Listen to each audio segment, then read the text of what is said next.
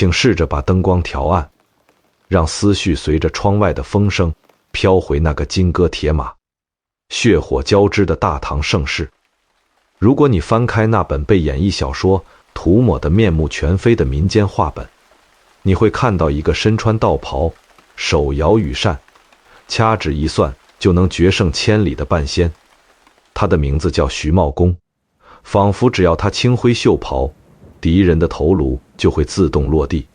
现在，请把这个充满神棍色彩的面具彻底撕碎，扔进历史的废纸篓里，因为在《旧唐书》和《新唐书》那冰冷客观的列传记载中，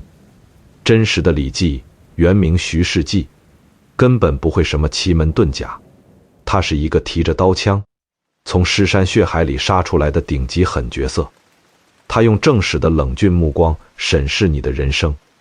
你会发现他拿到的是一个堪称地狱级别的政治开局。在那个最讲究门第和血统的关陇贵族核心圈子里，他是一个纯粹的外来者。更要命的是，他身上的初始政治标签是瓦岗寨的反贼，是走投无路才归顺大唐的降将。翻开隋唐交替的死亡名册，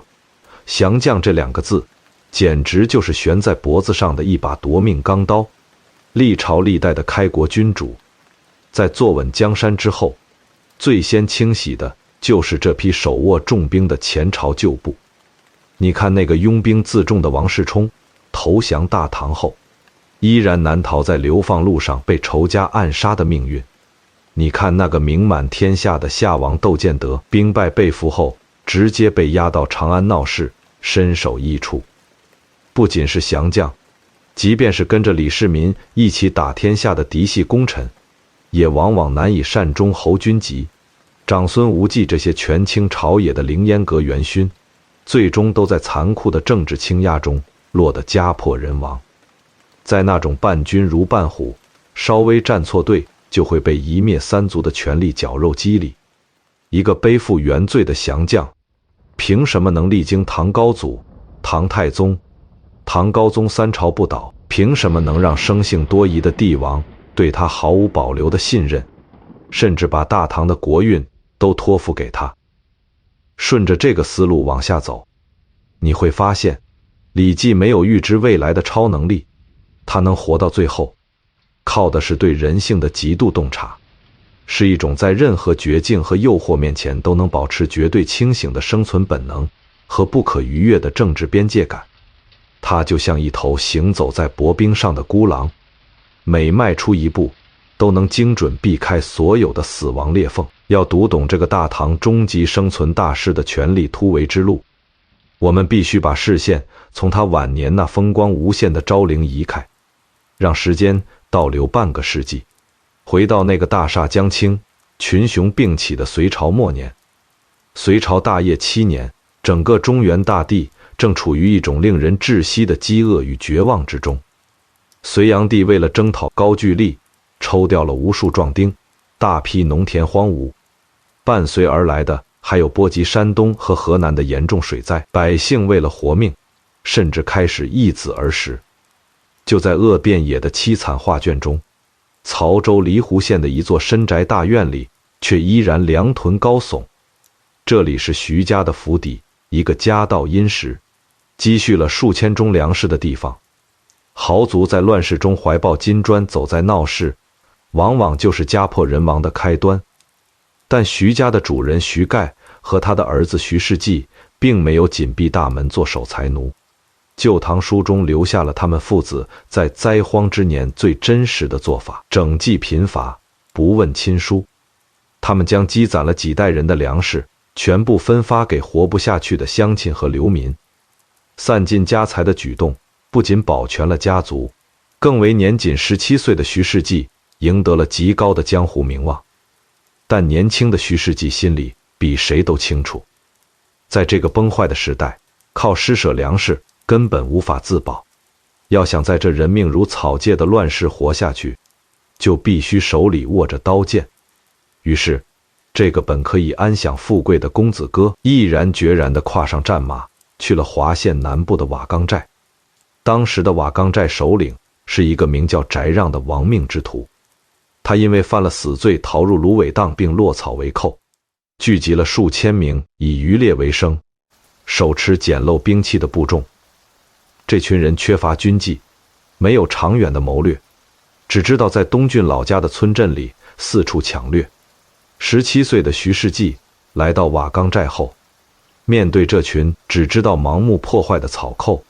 他没有用武力去争夺首领的位置，而是不动声色地献上了他人生中的第一条计策。他找到翟让，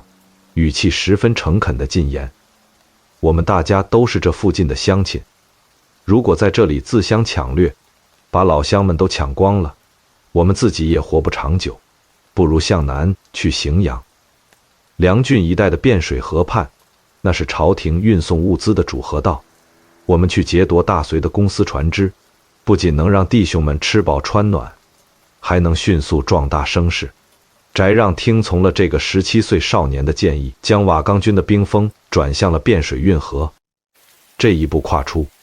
瓦岗军瞬间从一股只会祸害乡里的流寇，变成了一支截断隋朝经济大动脉的庞大义军。短短几个月内，无数活不下去的饥民和沿途的豪杰纷纷来投。瓦岗寨的兵力迅速突破了万人大关。徐世绩凭借这一条关乎生死存亡的计策，顺理成章地成为了瓦岗军的核心将领。但他从来没有在众人面前居功自傲，更没有去挑战翟让的威信。他就像一把藏在刀鞘里的利刃，只有在最危急的时刻才会展现出致命的锋芒。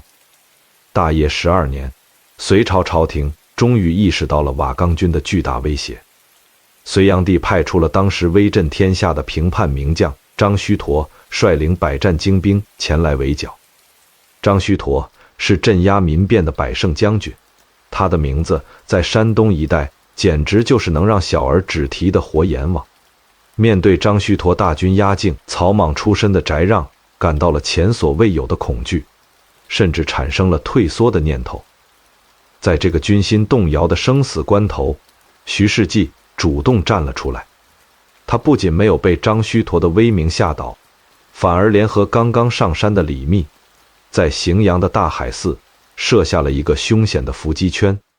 翟让率领少部分兵马正面迎敌，诈败后退，将张须陀诱入密林深处。就在张须陀以为胜券在握之时，埋伏在周围的徐世绩和李密率领数万伏兵突然杀出，那是一场杀得日月无光的血战。徐世绩身先士卒，率领精锐死死切断了隋军的退路。最终，那位号称大隋最后柱石的名将张须陀在乱军之中被挑落马下，力战而死。大海寺之战让瓦岗军彻底名震天下，也让徐世绩展示了他作为顶尖将领的恐怖实力。但我们可以发现，他没有因为这场大胜而沾沾自喜，反而更加清醒地意识到，在这乱世中，一个人的武力再强也终究有限，真正决定生死的是政治格局的洞察与站队的艺术。随着瓦岗军的日益庞大，一个致命的隐患也逐渐浮出水面。翟让为人虽然仗义，但他没有读过多少书，缺乏吞吐天下的胸襟和谋划。而在瓦岗军中，还有一个出身关陇顶级贵族，曾参与过杨玄感叛乱的贵族子弟李密。徐世绩非常敏锐地看清了当时的政治格局，他知道，如果要推翻大隋，仅仅靠一群底层草莽是绝对做不到的，必须有一面能够号召天下士族的政治大旗，而李密就是那面最合适的大旗。于是，徐世绩找到了另一位重要将领王伯当，两人一起走进了翟让的营帐，郑重地劝说翟让，为了瓦岗军的未来，应该把首领的位子让给李密。在权力的诱惑面前，徐世绩表现出了一种超越年龄的克制。他手里握着兵权，有着卓越的战功，但他从来没有想过去争夺那把至高无上的交椅。他理智地把自己安放在了一个冲锋陷阵、开疆拓土的将军位置上。翟让听从了劝告，主动让位。李密正式称魏公。瓦岗军迎来了一段烈火烹油般的鼎盛时期，他们攻克了兴洛仓和回洛仓，开仓放粮，拥兵数十万，连远在太原的李渊都不得不写信来向李密示好。但权力的交接从来都不会像表面上看起来那么温情脉脉。虽然翟让让出了主位，但他的亲信依然在军中占据要职。他的哥哥翟弘甚至经常在私下里口出狂言，认为这天下本来就是翟家的。这种两个权力中心并存的局面，让李密感到了如芒在背的威胁。大业13年的11月，李密在自己的营帐中摆下了一桌丰盛的酒席，受邀前来的有翟让、徐世绩、单雄信等瓦岗军最早的这批元老。酒过3巡，营帐里的气氛看起来十分融洽。李密突然命人拿出一把做工精良的大弓，笑着递给翟让，说要请这位昔日的首领品鉴一下。翟让毫无防备地站起身，接过那把大弓，双手用力试图将弓弦拉满。就在翟让的注意力全被这张弓吸引，后背完全暴露的那个瞬间，李密早早安排好的刺客蔡建德猛然从帷幕后窜出，手中寒光一闪，直接将翟让砍倒在血泊之中，滚烫的鲜血瞬间溅满了酒桌。这突如其来的残暴变故让在场的所有人都惊呆了，军帐外顿时杀声震天。李密的伏兵开始对翟让的亲信进行残酷的清洗。徐世绩的反应极快，他知道这场清洗极有可能连带所有的瓦岗旧将，立刻起身想要冲出大帐。就在他刚刚跨出营门的那一刻，一名杀红了眼的乱兵挥舞着长刀狠狠劈向了他的脖颈。徐世绩猛地偏过头，但刀锋依然深深砍进了他的后颈，切断了皮肉，鲜血如泉涌般喷射而出。他痛苦地倒在营门的门槛上，距离死亡只有不到1寸的距离。就在那把刀即将再次落下的时候，大帐内传来了李密急促而严厉的呵斥声。李密大喊着让士兵住手，亲自跑出营门将重伤的徐世绩扶回帐内。李密并没有打算杀掉徐世绩，他深知徐世绩在军中的威望和领兵作战的能力。杀掉翟让是为了收拢权力，而保下徐世绩则是为了稳住瓦岗军那摇摇欲坠的军心。李密亲自撕下衣服为徐世绩包扎那道深可见骨的伤口，并不断地用温言软语进行安抚。这场惊心动魄的鸿门宴成了徐世绩人生中最惨痛的一刻。那道留在脖颈上的恐怖伤疤将伴随他走完漫长的一生，时时刻刻提醒着他权力斗争的冷酷无情。他在鬼门关前走了一遭，却没有在李密面前表现出任何愤怒或者要为翟让复仇的冲动。他强忍着剧痛，平静地接受了李密的重新任命，接管了翟让留下来的部分旧部。伤势稍微好转之后，徐世绩被李密派往了黄河以北的重镇黎阳，负责镇守粮仓和抵御北方的强敌，远离了瓦岗军那个勾心斗角、充满血腥味的权力中心。此时的瓦岗军虽然表面上依然占据着中原大片土地，但杀戮功臣的举动已经让这支军队彻底离心离德。单雄信等人表面臣服，内心却对李密充满了防备。曾经亲密无间的弟兄们，如今只剩下了互相猜忌。徐世绩站在黎阳高高的城墙上，感受着黄河吹来的凛冽寒风，默默地注视着南方洛阳城的方向。那是李密正在与大军阀王世充进行殊死搏杀的地方。他那被刀锋淬炼过的清醒头脑，或许已经预见到了这支辉煌一时的起义军即将覆灭的命运。果然，当洛阳城外的偃师战场上，王世充的精锐骑兵终于踏碎了瓦岗军最后的防线。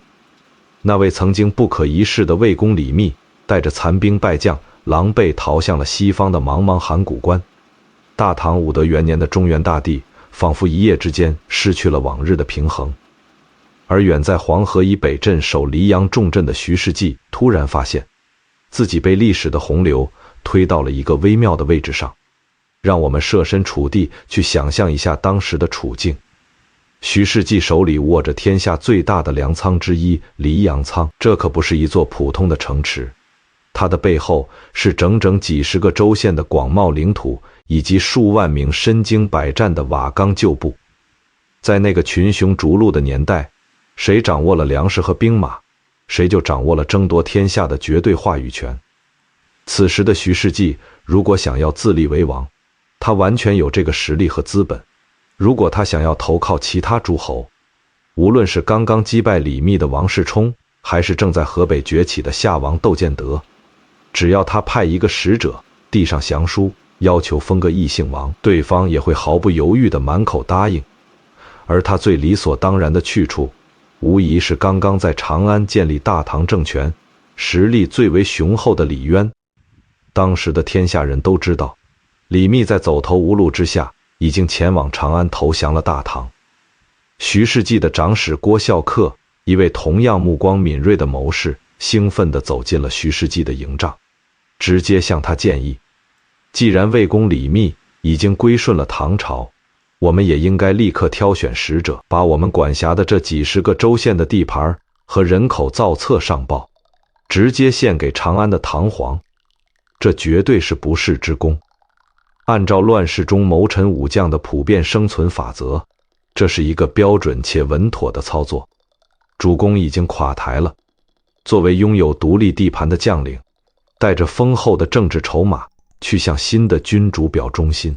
换取高官厚禄，这在当时被看作是顺应天命的明智之举，根本没有人会在道德上进行指责。但徐世绩看着郭孝恪，眼中却没有丝毫的兴奋，反而闪过了一丝罕见的凝重与冷峻。他缓缓站起身，走到营帐门口，望着南方那因战火而变得灰暗的天空，说出了那句被《旧唐书》原封不动记录下来，足以光照千古的沉重名言：魏公虽然战败逃亡，但他依然是我们的主公。这些土地和兵马原本都是魏公的基业，如果我们现在直接越过魏公，把这些土地作为进谏之礼去向唐朝皇帝邀功请赏，那就是在利用主公的失败和落魄来为自己捞取荣华富贵，己主之败，以为己功，以邀富贵，是我不耻也。徐世绩的这番话掷地有声，将乱世中那些趋炎附势、见风使舵的普遍法则撕得粉碎。顺着这个思路深入剖析，我们会发现，他并不是一个迂腐的愚忠之人。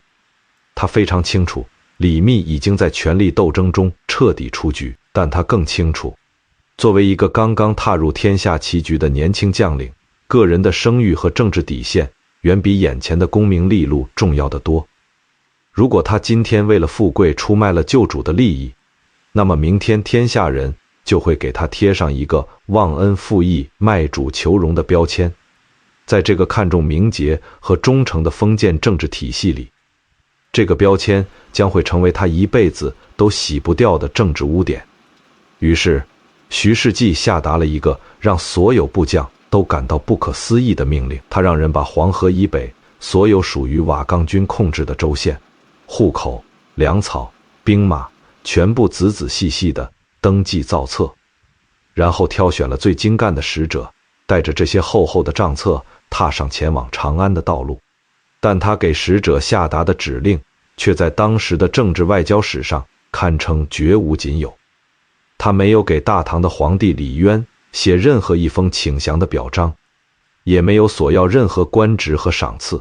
他只是让使者带着一封写给旧主李密的私人信件，将所有的账册一并封存在行囊之中。他要让使者把这些象征着无尽财富和权力的账册亲手交到此刻在长安城里寄人篱下的李密手中，让李密这个已经失去了一切的落魄军阀拿着这些土地去向大唐皇帝进献表功。当这支奇特的使团跋山涉水，终于站在大唐长安城的朝堂之上时，坐在龙椅上的大唐高祖李渊看着台阶下的使者，眼中充满了疑惑。李渊原本以为这是黎阳守将前来献土求荣的常规戏码，他甚至已经准备好了宽大的封赏诏书，准备接纳这块天上掉下来的巨大馅饼。但当他得知使者根本没有带来呈给他的奏折，而只带来了一封给李密的私人信件时，这位阅人无数、深谙权谋之道的开国皇帝感到了前所未有的惊讶。李渊立刻命人将使者唤上大殿，亲自询问其中的缘由。使者不卑不亢地站在大殿中央，将徐世绩在黎阳营帐里的那番话原原本本地向李渊复述了一遍。当李渊听到己主之败，以为己功，以邀富贵，是我不耻也这16个字时，整个太极殿内陷入了死一般的寂静。满朝文武都被这种在乱世中罕见的纯粹忠诚所震撼。李渊沉默了良久，深邃的目光中闪烁着难以掩饰的激动与赞赏。他猛地拍案而起，对着满朝文武大声说出了那句为徐世绩一生定调的极高评价：徐世绩敢得推功，实纯臣也。敢得推功是指他不忘救主的恩德，宁愿把这天大的功劳推给别人，而纯臣这2个字则是古代帝王对臣子忠诚度的最高褒奖，意味着他的忠诚没有掺杂任何个人的私利。李渊太清楚这种人的价值了。在一个遍地都是反叛、阴谋和背叛的乱世，一个连落魄救主都不忍心背弃的将领，一旦真心归顺了大唐，那绝对是可以托付国运的柱石之臣。为了彻底收复这颗纯粹的心，李渊不仅下诏正式任命徐世绩为黎阳总管，上柱国封来国公，更是做出了一个破天荒的政治决定。他降下圣旨，将大唐最尊贵的国姓李氏正式赐予了徐世绩。从这一刻起，那个曹州黎湖县的富家子弟徐世绩正式变成了大唐皇室族谱上的一员。赐姓在古代政治语境中绝不仅仅是一个简单的名字更改，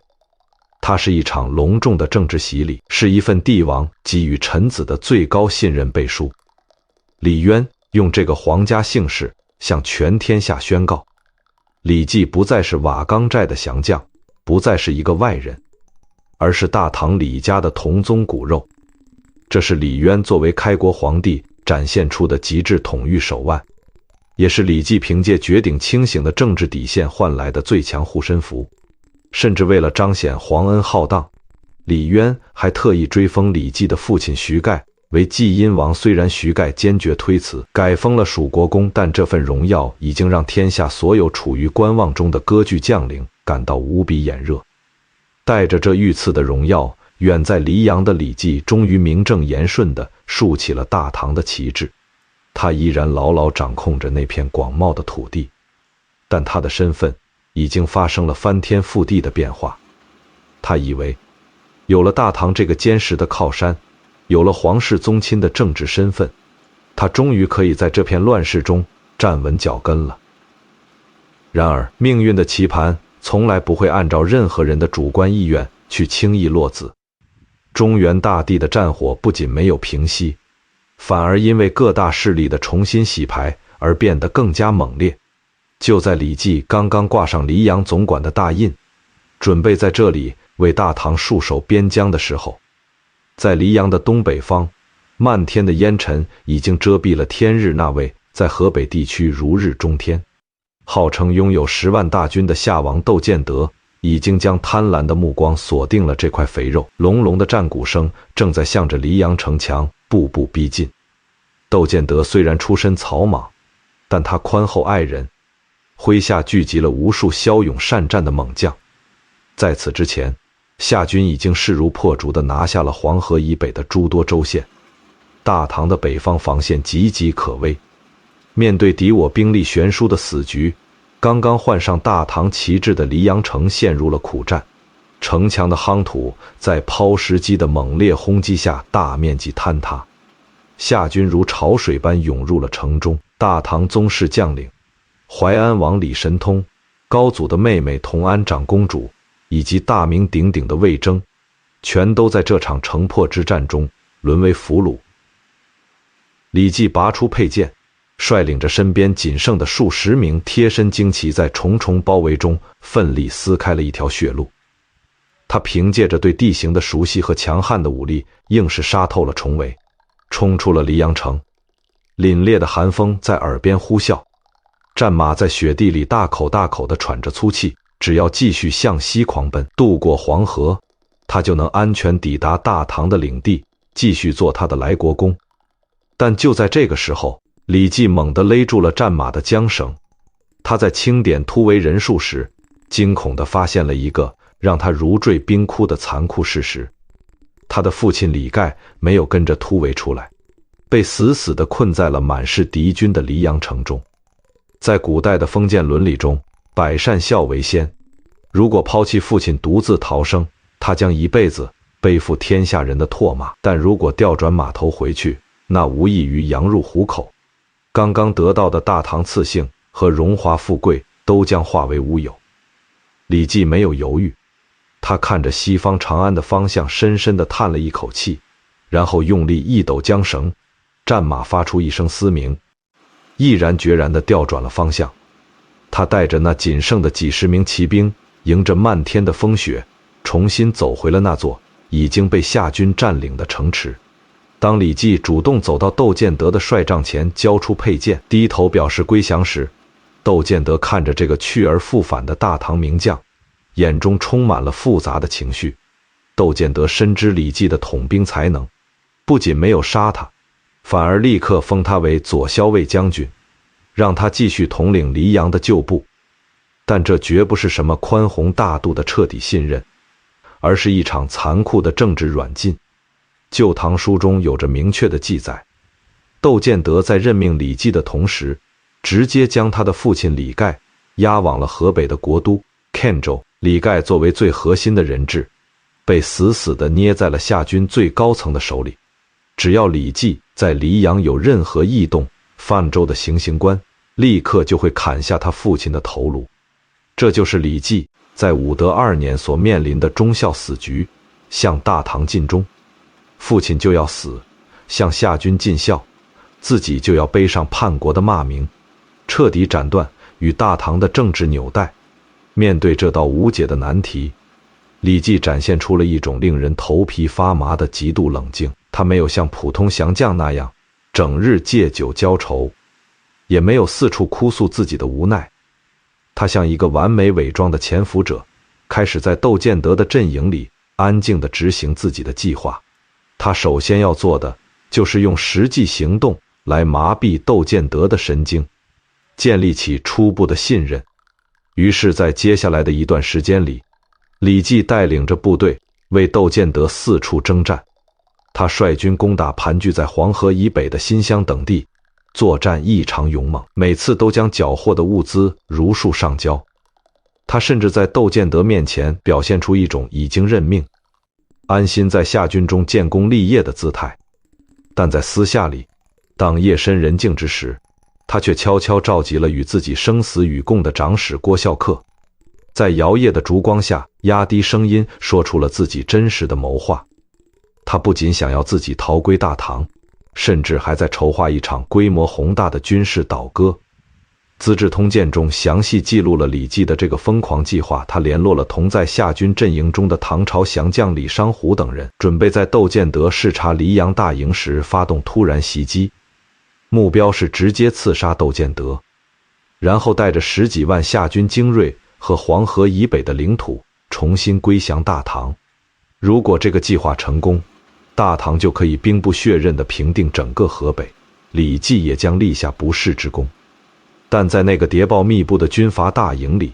想要刺杀一位雄主谈何容易。武德2年的冬天，窦建德的妻子恰好在安利州生产，窦建德推迟了前往黎阳的行程。而与此同时，李继暗中联络将领的行动引起了夏军高层的察觉。刺杀计划面临着随时泄露的巨大风险，一旦败露，不仅自己要被凌迟处死，连远在海州的父亲也绝无生还的可能。事已至此，李继知道必须立刻当机立断，斩断一切犹豫。这可能是他逃归大唐唯一的机会，而这个机会的代价是沉重和血腥的，因为一旦他逃跑，作为人质的父亲就会立刻面临杀身之祸。这是一场在政治大义与血肉亲情之间进行的残酷割裂。李绩在军帐中整整枯坐了一个晚上，他听着帐外黄河的兵铃互相撞击的沉闷声响，终于在黎明到来之前做出了那个将李治推向极致的决定。他叫来郭孝恪和几十名最核心的亲信部将，让他们立刻换上最轻便的皮甲，带上最快的好马，没有惊动任何底层的士兵，也没有带走一粒多余的军粮。趁着天色未明，夏军大营还在沉睡之际，像幽灵一样悄无声息地溜出了夏军的重重防区。当夏军的巡逻兵发现异样，吹响凄厉的号角时，李绩的战马已经踏上了向西狂奔的古道。风在耳边嘶吼，眼睛死死盯着前方的地平线。他没有回头看一眼河北的方向，他知道自己把父亲留在了敌人的屠刀之下。这种锥心之痛，常人根本无法想象。但在乱世的生存逻辑里，如果他继续留在夏军，一旦大唐最终平定天下，他们父子两人都会以叛将的身份被钉在历史的耻辱柱上。只有他活着逃回大唐，继续证明自己的价值。或许大唐的强盛还能成为保全父亲的最后一点筹码。消息传回汾州，窦建德得知李绩不仅逃跑，还曾企图谋杀自己，勃然大怒。那些主张严刑峻法的夏军将领们立刻上书，强烈要求将作为人质的李盖当众斩首以儆效尤。但就在这个决定生死的关键时刻，历史向我们展现了那个残酷年代里罕见的一抹亮色。窦建德这位出身底层，被后世史学家高度评价为有仁义之风的农民起义领袖，在愤怒过后反而陷入了长时间的沉思。他看着那些叫嚣着要杀人的将领，摆了摆手，制止了这场即将发生的屠杀。旧唐书中清晰地记录了窦建德当时那段格局宏大的原话：徐世绩，唐臣也，为其主，不忘本，乃忠臣也，其父何罪？意思是李绩本来就是大唐的臣子，他为了自己的君主而不忘根本，宁愿冒着生命危险也要逃回去。这是一个真正的忠臣义士。他的父亲又有什么罪过呢？窦建德不仅没有杀李盖，反而下令让人继续好好善待这位老人。这种大英雄之间惺惺相惜的胸襟，不仅保全了李盖的性命，也让这段残酷的历史多了一份人性的温暖。而在另一边，经过了几天几夜的疲于奔命，李绩终于渡过了黄河，看到了大唐领地上那迎风飘扬的赤色战旗。当他满面风尘，衣衫褴褛地走进长安的太极宫，跪在唐高祖李渊面前时，他不仅没有因为丢失黎阳而受到责罚，反而因为这份九死一生的忠诚，赢得了李渊更加深重的信任。李渊亲自将他扶起，恢复了他来国公的爵位，并让他继续担任右武后大将军。李绩用罕见的决绝和令人战栗的理智，成功地解开了那道看似无解的死局。他不仅向大唐证明了自己那不可动摇的政治站位，也保住了自己在未来帝国政治版图中的位置。但他的个人悲剧在于，这种理智是一把双刃剑，它让他在乱世中活了下来，却也让他永远背负着对父亲的内疚。当我们回望这段历史，我们可以发现，李绩所有的运气都基于对人性的冷酷，预判他赌窦建德不会杀他的父亲，赌大唐的强盛会成为父亲的护身符。这种赌注不是谁都有勇气敢下的。李绩此时还不知道，他逃回长安的这一刻，正是天下大势发生巨变的前夕。在中原的洛阳和河北的抗州，王世充与窦建德这两大巨头已经结成了同盟。大唐扫平天下的战争已经到了最关键的时刻。王世充死守洛阳，窦建德率领10万大军从河北南下驰援。在这场决定华夏大地最终归属的惊天大决战中，李绩不再是一方诸侯，而是作为大唐的将领，正式归入了秦王的麾下。对于一个曾经习惯了独立发号施令的割据将领来说，如何在一位强势且天才的统帅手下自处，是一门深奥的生存学问。李绩交出的答卷是：收起所有的桀骜不驯，将自己变成李世民手中那把最锋利、最听话的钢刀。在围攻洛阳的外围战役中，李世民下令扫除王世充的羽翼，李绩率领本部兵马向东挺进，在管州一带设伏，大破王世充的精锐援军，甚至一路追击，逼得王世充的太子王玄应弃城狼狈逃跑，接连攻克多座城池。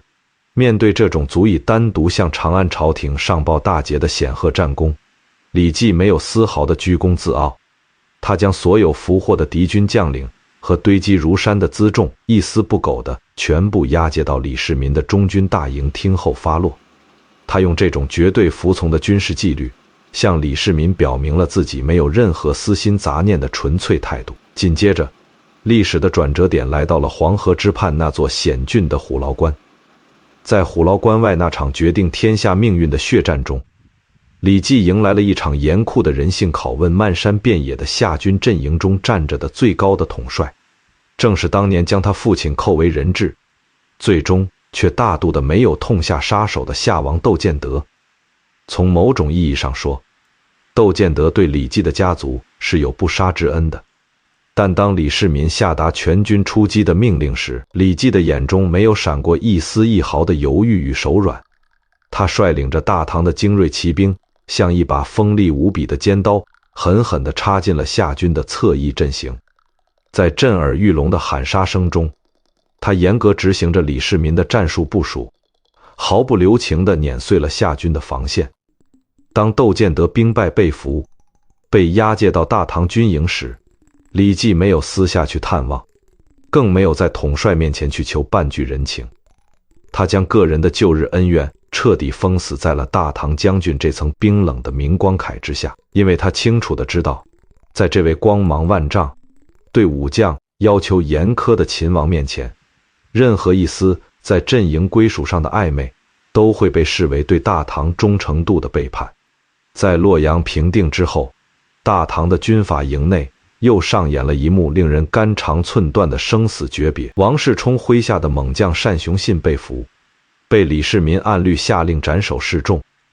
单雄信不仅是瓦岗寨的旧将，更是李绩早年间相交甚厚、立下同生共死誓言的故交。面对即将落下的屠刀，李绩跪在李世民的营帐前苦苦哀求。《旧唐书》记载，他甚至提出愿意交出自己所有的官职、爵位和封赏，只求换取单雄信一条性命。但李世民为了震慑群雄，立下军威，冷酷地拒绝了这个请求。在传统的英雄叙事里，这种时候往往会上演劫法场或者愤而造反的戏码。但真实的李绩在这个极度考验政治底线的时刻，展现出了让人不寒而栗的清醒。他知道军令如山，君臣的界限绝不容许任何私人情感的跨越。他没有因为私愤而对抗李世民的绝对权威，而是带着好酒好肉来到了单雄信的刑场前。在漫天的黄土中，李绩拔出锋利的匕首，毫不犹豫地从自己的大腿上割下了一块鲜肉。他忍着剧痛，将这块带着体温的血肉喂进单雄信的口中，流着泪说：“生死永绝，此肉同归于土。”他用这种极度刚烈的自残方式兑现了兄弟同生共死的誓言，然后转身眼睁睁看着屠刀落下。随后他将单雄信的家眷接回家中，默默地奉养了一辈子。这段被正史真实记载的历史细节，展现了李绩身上一种恐怖的撕裂感。在个人情感上，他重情重义到了可以割肉四兄的极致，但在政治站位上，他又对皇权和军纪保持着绝对的敬畏与服从，绝不越雷池半步。正是这种将公权力与私交完全切割的恐怖能力，让李世民对他产生了一种深深的信任。武德4年的冬天，大唐军队凯旋，长安太庙前迎来了那场史无前例的盛大献俘仪式。《旧唐书》中描绘了那幅震古烁今的宏大画卷。秦王李世民身披耀眼的黄金甲，骑着神骏的战马走在队伍的最前方，他的身后是窦建德和王世充，这两位曾经不可一世的霸主被押解在囚车里游街示众。而在李世民的马后是25位身披重甲、威风凛凛的大唐开国猛将，李绩就走在这25人的队列之中。他的战绩足以傲视群雄，但他却走得异常安静。他看着前方那个如同太阳般耀眼的年轻秦王，做出了他武将生涯中最明智的一个决定。他把所有的光芒、所有的功劳都心甘情愿地让渡给了这位大唐的无敌统帅。在随后的论功行赏中，李世民被封为天策上将，成为凌驾于所有王公大臣之上的超然存在。而李绩只是默默地接受了属于自己的那份赏赐，从不在任何场合炫耀自己单独领兵破敌的战果。他深知，在一轮光芒万丈的骄阳之下，群星如果试图去争夺光辉，最终只会被烈焰灼伤。作为一个手里握着重兵的降将，在强大的君王面前，最安全的姿态就是做一个完美无瑕的执行者，只需在战场上展现出最为极致的锋利，在朝堂上则收敛起所有的棱角。这种极度的克制与退让，让他在李世民那个将星璀璨、骄兵悍将云集的天策府里稳稳地扎下了根。当大唐的外部强敌被彻底扫平，隆隆的战鼓声终于在关中平原的上空渐渐散去时，太极宫那深邃的宫墙之内却开始弥漫起一股比战场上还要刺鼻的血腥味。随着秦王李世民的军功震主，大唐皇室内部那场不可调和的夺嫡之争已经到了图穷匕现的绝境。这不仅是一场皇子之间的骨肉相残，更是关陇贵族集团与秦王府军工集团之间的生死角逐。在这个巨大的政治漩涡中，无论是朝堂上的文武百官，还是镇守四方的带甲之将，都被迫面临着残酷的站队抉择。因为所有人心里都清楚，这场斗争没有妥协的余地，败者将身首异处，胜者将君临天下。随着夺嫡之争进入白热化，太子李建成抛出了一记足以釜底抽薪的致命杀招。武德9年6月，突厥数万骑兵犯境，李建成极力向唐高祖李渊举荐齐王李元吉代替李世民出征，并且趁机要求抽调尉迟敬德、程咬金、秦琼等秦王府的绝对核心猛将，以及大批精锐兵马随军出征。这一招阴毒至极，一旦秦王府的爪牙被彻底拔光，李世民就会变成一个任人宰割的光杆统帅。在秦王府那幽深的密室里，长孙无忌、尉迟敬德、侯君集等心腹将领正日夜不停地催促着李世民先发制人。他们身上背负着沉重的军功，绝不能容忍一旦失势后即将面临的严酷政治清算甚至杀戮。但李世民毕竟是在大风大浪里走出来的绝代名将，他在动手之前依然保留着一丝谨慎的战略衡量。发动政变，诛杀兄长，囚禁父亲，这是冒天下之大不韪的惊天豪赌。如果在京城动手的同时，那些手握重兵的外镇大将竖起秦王的大旗，大唐立刻就会陷入万劫不复的内战泥潭。为了确保后方万无一失，李世民将目光投向了当时大唐军方最具分量的2位地方大员，一位是灵州大都督李靖，另一位则是行军总管李绩。《资治通鉴》中用极简的笔墨记录下了这场关乎大唐国运的秘密试探。市民犹豫未决，问于灵州大都督李靖，靖辞；问于行军总管李绩，季辞。面对李世民抛来的这道足以让无数家族灰飞烟灭的政治送命题，李绩给出的答案只有一个字词。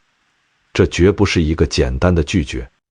而是李绩一生中最惊心动魄也最高明的一次政治切割。我们可以设身处地去推演一下李绩当时面临的地狱级困境。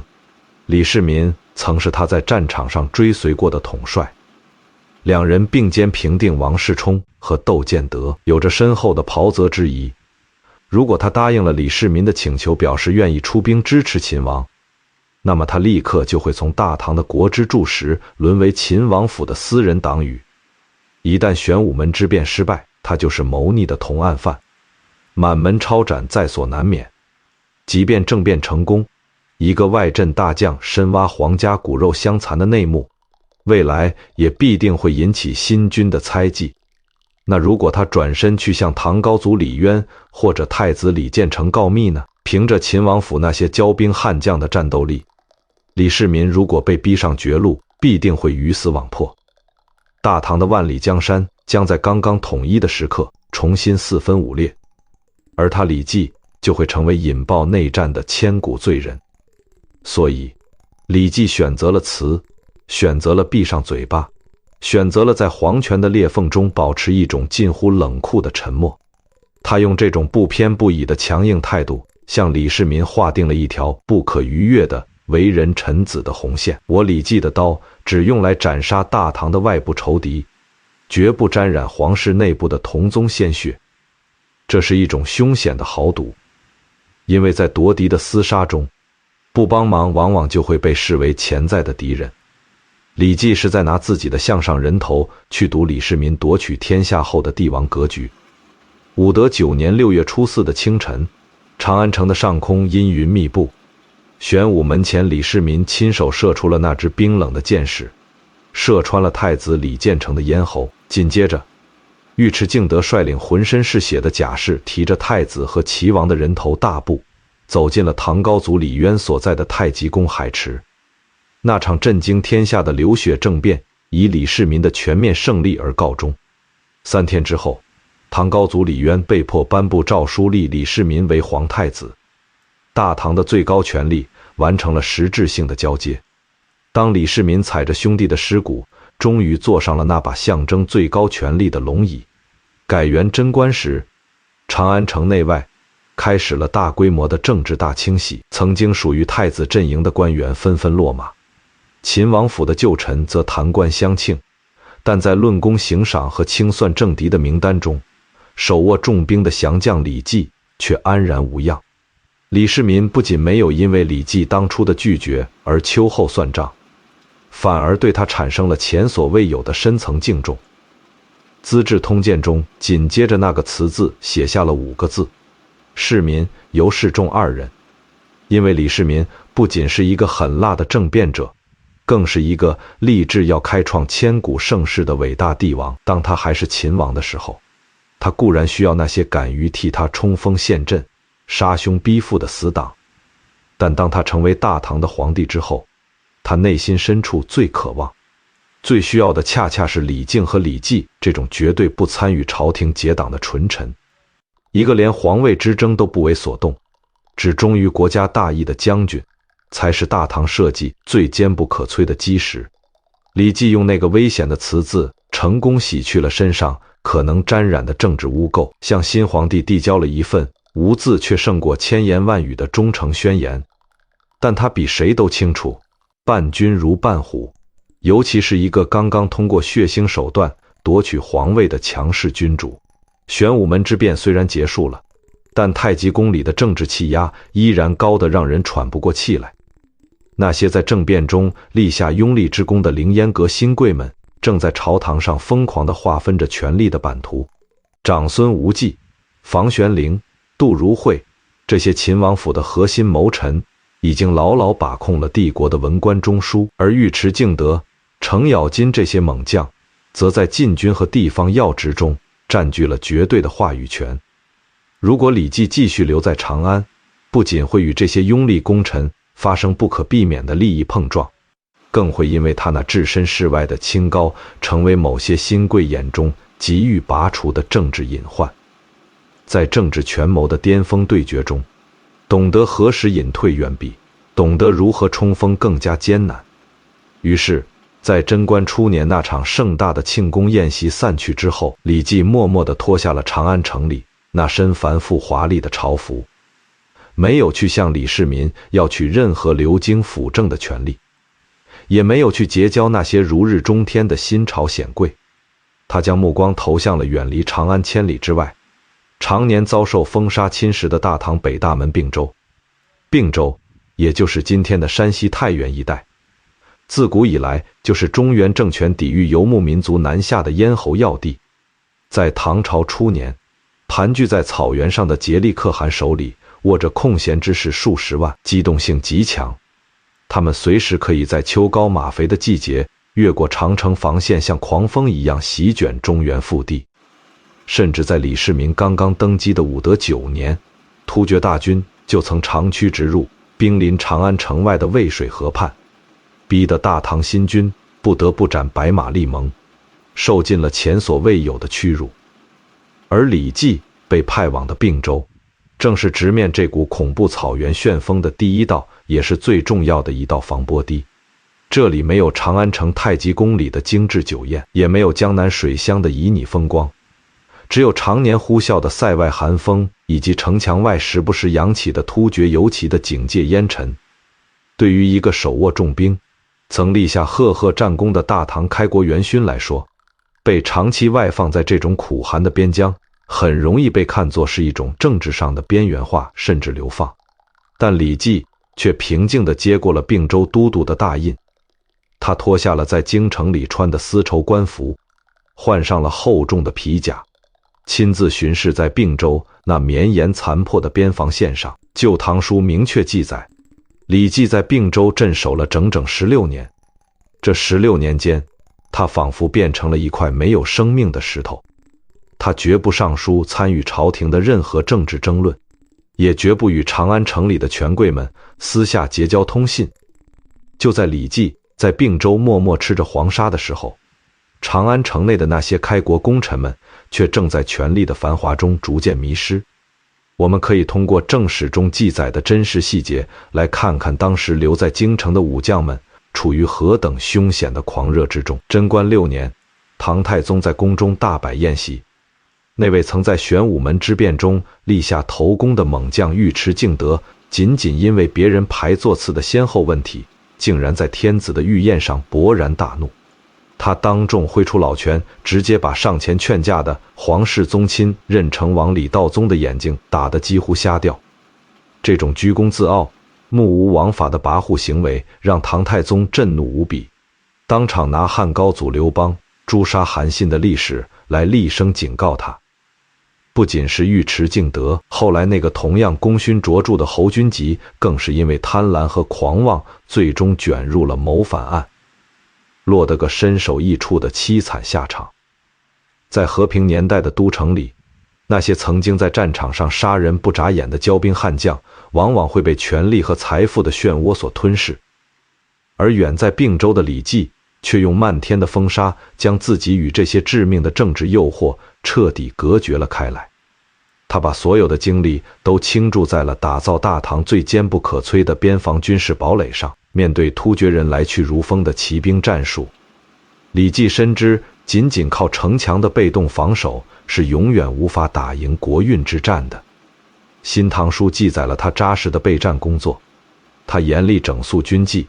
将并州原本松散的边防军硬生生训练成了一支令行禁止的大唐铁军。更重要的是，他大量招募边地的胡人和熟悉草原地形的向导，建立起了庞大且高效的侦察网络。突厥人的战马在哪里饮水，哪个部落在冬天遭遇了白灾，颉利可汗内部的纷争进展到了哪一步，这些大漠深处的绝密情报源源不断地汇聚到并州大都督府的案头之上。李绩就像是一个耐心的猎手，在冰天雪地里潜伏着，连呼吸都压到了最低。他一边安抚并州百姓，发展农业生产，以保证边防军有着充足的粮草储备，一边像磨刀石一样将麾下的数万大唐铁骑磨砺得锋利无比。随着时间的推移，颉利可汗惊恐地发现大唐的并州防线变成了一道根本无法逾越的钢铁铜墙。突厥人的几次试探性南下袭扰，不仅没有抢到任何财物，反而被李继率领的边防军迎头痛击，死伤惨重。久而久之，不可一世的突厥骑兵只要一看到并州城墙上飘扬的李字大旗，就会立刻调转马头绕道而行。并州防线的固若金汤直接斩断了东突厥南下掠夺的最重要通道，这不仅让大唐中原腹地的百姓得到了休养生息的机会，更为唐太宗积蓄反击力量争取了宝贵的时间。后来，唐太宗李世民在评价李继镇守并州的功绩时，留下了一段被载入史册的极高评价。《旧唐书·李继传中原》原本地记录了这位伟大帝王的感慨：隋炀帝不能精选贤良安抚边境，为解筑长城已被突厥，足无所依。朕为治李继于晋阳而其边，彼威震北狄，塞原安静，岂不胜数千里长城耶？唐太宗的意思非常明确，当年隋炀帝耗费无数民脂民膏去修筑万里长城，结果还是没能挡住突厥人的铁蹄，而我大唐仅只是把李继放在了并州，就威震了整个北方草原，让边境安宁。这一个李继难道不胜过那连绵数千里的砖石长城吗？长城，这是封建时代一位君王对武将保家卫国能力的最高历史赞誉。李继用一种放弃了京城所有政治红利的自我放逐，换来了帝王毫无保留的绝对信任。他把自己变成了一堵沉默的墙，任由塞外的风霜雨雪拍打在他的铠甲上。在这漫长的岁月里，他看尽了长城外的雁去雁归，也听够了胡塞的悲凉，但他手中的刀却从来没有一天生锈。他在等一个大唐帝国彻底翻过身来，将当年渭水之辱加倍奉还的决战时刻。而这个时刻并没有让他等待太久，因为盘踞在草原上的东突厥汗国，由于连年的暴雪灾害以及内部薛延陀等部落的反叛，已经显露出了致命的破绽。贞观3年，唐太宗李世民敏锐地捕捉到了这个稍纵即逝的战略战机。大唐的战争机器在沉寂了3年之后，发出了一声震惊天下的轰鸣。6路大军10余万精锐，像6把锋利的巨剑，同时向着大漠深处的突厥王帐呼啸而去。在这场倾注了大唐全部国力的灭国之战中，军神李靖被任命为定襄道行军总管，担任中路主攻，而一直镇守在并州的李继则被任命为通漠道行军总管，率部北上抢占白道要隘，负责截断颉利可汗的北逃退路，配合主力形成合围。当贞观3年的漫天大雪彻底封锁了阴山山脉的古老隘口时，大唐的10余万精锐大军已经在北疆的冰原上列阵完毕。这绝不只是一次普通的边境反击，而是一场倾注了大唐帝国全部国力，要将东突厥从地图上彻底抹去的灭国之战。在茫茫的白雪中，李继率领着他那支在并州打磨了数年的大唐精锐，踏上了通漠道的漫漫征途。他们的战略目标非常明确，像一把巨大的铁钳，从东侧死钳住突厥王帐的退路。当时的突厥颉利可汗刚刚在中路定襄被军神李靖的夜袭打得仓皇逃窜，他带着残兵败将，企图退往阴山以北的铁山休养生息，但在白道这个狭窄的冰雪峡谷里，他们迎头撞上了早已等候多时的李继。《旧唐书》中寥寥几笔记录了这场在风雪中爆发的激烈遭遇战。李继根本没有给突厥人任何喘息的机会，亲自跨上战马，指挥大军发起了排山倒海般的冲锋。并州铁骑的长槊在雪地里反射着令人胆寒的冷光，瞬间切碎了突厥人本就脆弱的防线。这场白道之战的胜利，直接将颉利可汗逼入了进退维谷的绝境。颉利可汗被迫退守铁山，他惊恐地发现自己已经被大唐的军队死地压缩在了一个狭小的包围圈里。为了拖延时间，这位曾经不可一世的草原霸主玩起了一手诈降的缓兵之计。他派人快马加鞭赶往长安，向唐太宗表示愿意举国内附，甚至愿意亲自到长安请罪。竭力可汗的算盘打得很精，现在草原上是大雪封山，水草枯竭，马匹根本跑不快。只要通过假投降熬过这个残酷的冬天，等到明年春天冰雪消融，春草发芽，突厥人喂饱了战马，就可以立刻向北逃入茫茫的大漠深处。大唐的重甲骑兵将永远无法追上他们。唐太宗李世民接到了降书，为了安抚竭力，派出了唐俭等朝廷重臣作为使者前往铁山宣慰。当大唐的使臣团带着皇帝的诏书和赏赐浩浩荡荡地向着铁山进发时，在白道的唐军大营里，大唐帝国的2位顶级名将李靖和李绩迎来了他们军事生涯中最重要的一次会师。中军大帐内，火盆里的木炭烧得噼啪作响。李靖和李绩站在巨大的羊皮地图前，两人的目光同时锁定了铁山的位置。李靖深知突厥人诈降的诡计，正在思考如何抓住这稍纵即逝的战机，而此时的李绩展现出了他作为顶级战略家那种冷酷且精准的战场洞察力。他没有被皇帝接受投降的表象所迷惑，更没有被草原上的暴风雪绊住脚步。《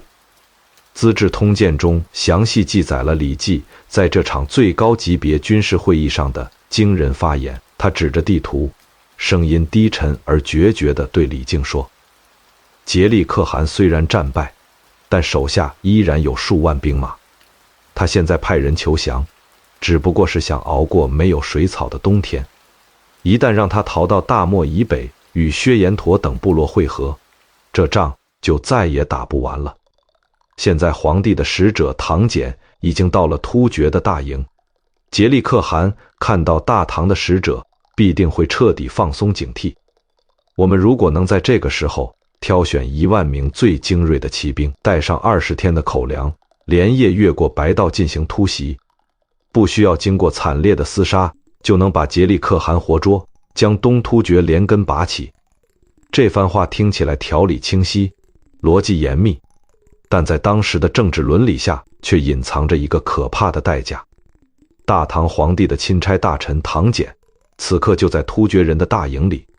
如果唐军突然发起攻击，愤怒的突厥人第一时间就会把唐俭剁成肉泥祭旗。为了彻底歼灭敌国，李绩毫不犹豫地把朝廷的重臣当成了麻痹敌人的诱饵和可以随时牺牲的棋子。这种在战场上为了战略目标而屏蔽一切私人情感和朝廷体面的冷酷理智，让一代军神李靖都感到深深的震撼。李靖听完李绩的分析，激动地拍案而起，大声赞叹道：此正合我意也，此乃韩信灭齐之奇策也。2位大唐军神在这个风雪交加的夜晚，完成了一场无需多言的思想共振。行动的命令迅速下达，李靖亲自率领1万精骑，借着漫天大雾的掩护，向着铁山的突厥大营发起了致命的突袭。当大唐的铁骑如同神兵天将般冲入突厥营地时，竭力可汗和他的部将们还在做着春天逃亡的美梦。毫无防备的突厥大军瞬间土崩瓦解，四散奔逃。而在这场被后世兵家津津乐道的夜袭铁山之战中，李绩并没有跟在李靖的身后抢夺斩将夺旗的功劳，他早在这场突袭发起之前，就已经率领着自己的部队悄然离开了白道大营。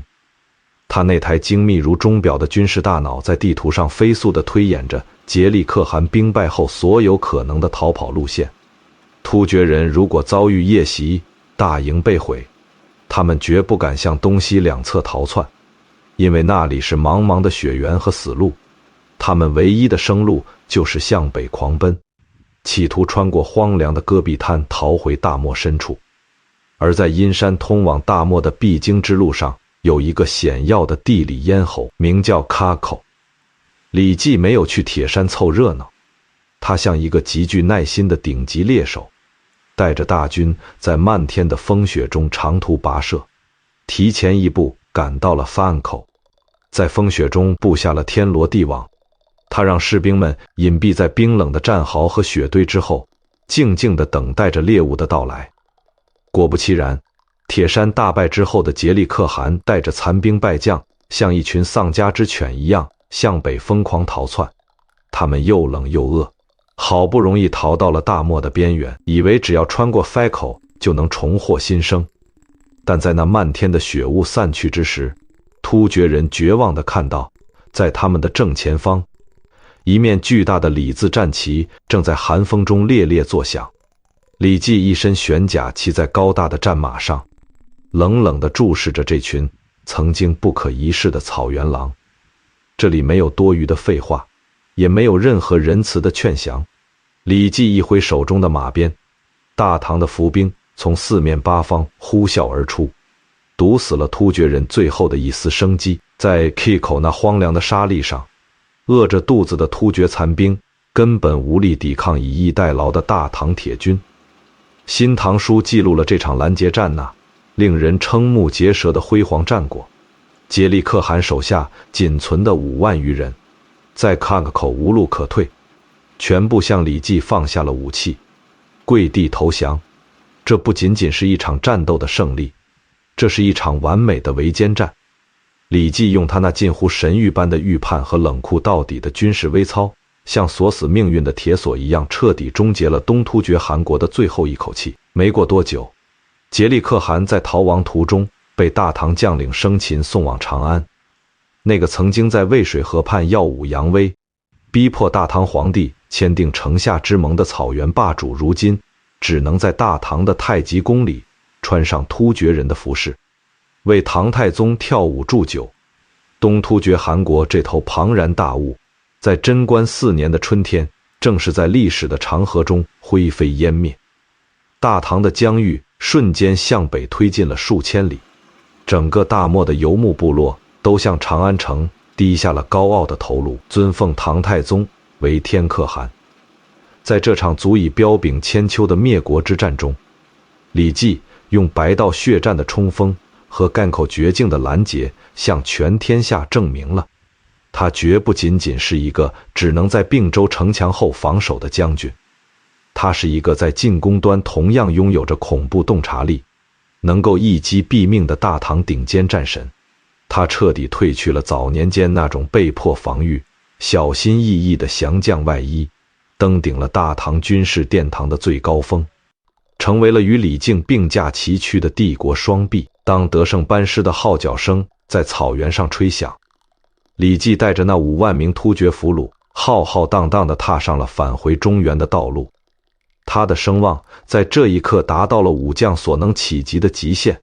他的名字成为了突厥人用来吓唬孩子的梦魇。但他那张布满风霜的脸上依然没有露出丝毫的狂妄与得意，因为他比任何人都清楚，武将的功劳一旦到达了顶点，往往就是政治危机的开端。他回到了长安，卸下了征尘，将所有的荣誉和赞美都归功于皇帝的圣明和主帅的运筹帷幄。岁月在太极宫的琉璃瓦上留下了斑驳的痕迹，大唐的盛世在贞观的年号中如烈火般绽放。随着时间的流逝，曾经的开国老臣们一个个在生老病死中退出了历史的舞台。军神李靖老去了，名相房玄龄病逝了，那个光芒万丈的唐太宗李世民也在这繁华的盛世中迎来了英雄的迟暮。大唐贞观23年的初夏显得比以往任何一个年份都要沉重和压抑。那位曾经带领大唐铁骑横扫天下，开创了贞观盛世的伟大帝王唐太宗李世民，此刻正虚弱地躺在病榻上，连抬起手臂的力气都快要耗尽了。他那双曾经犹如鹰隼般锐利，能够看透所有战场迷雾的眼睛，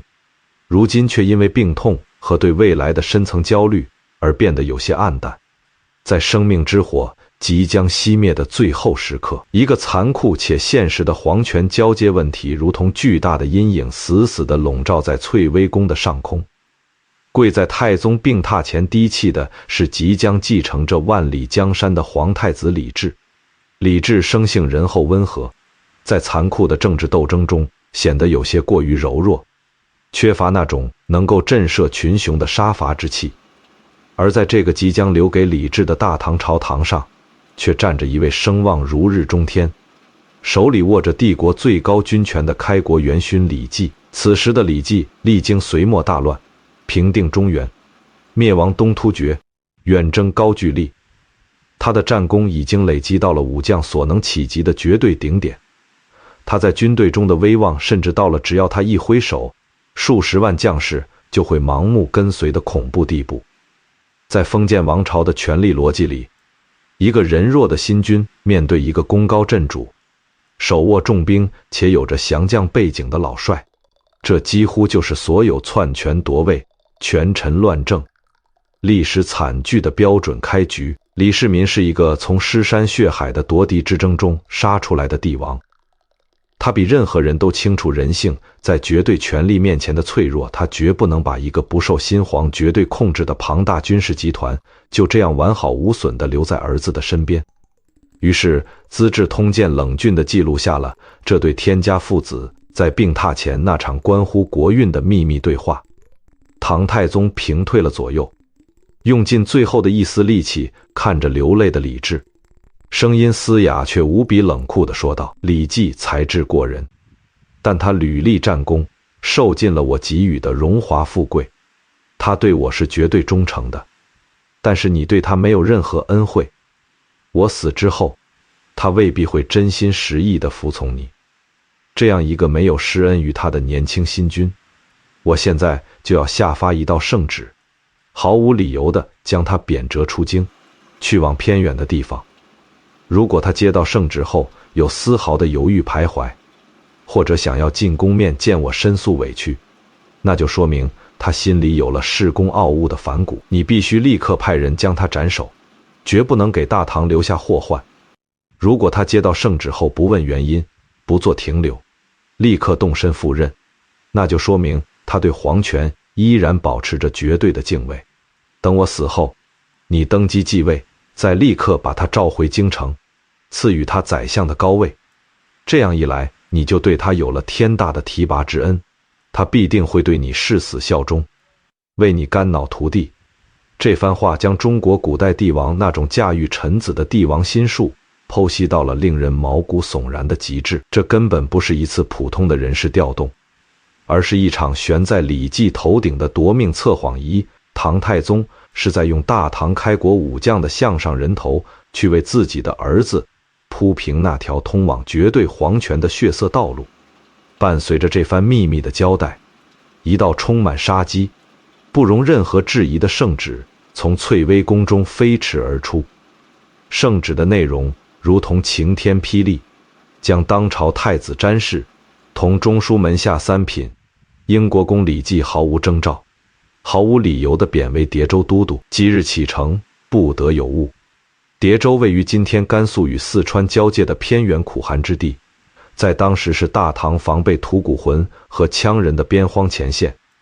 从权力最核心的中书宰相瞬间被发配到人迹罕至的边疆吃沙子，这对于任何一个居功至伟的重臣来说，都是一种无法忍受的奇耻大辱。当这道圣旨送到李继的手中时，整个长安城的官场都陷入了极度的震惊与死寂之中，无数双眼睛都在死死地盯着这位大唐战神，等待着他的反应。按照常理，面对这种飞来横祸，一个功勋卓著的老臣第一反应必然是喊冤。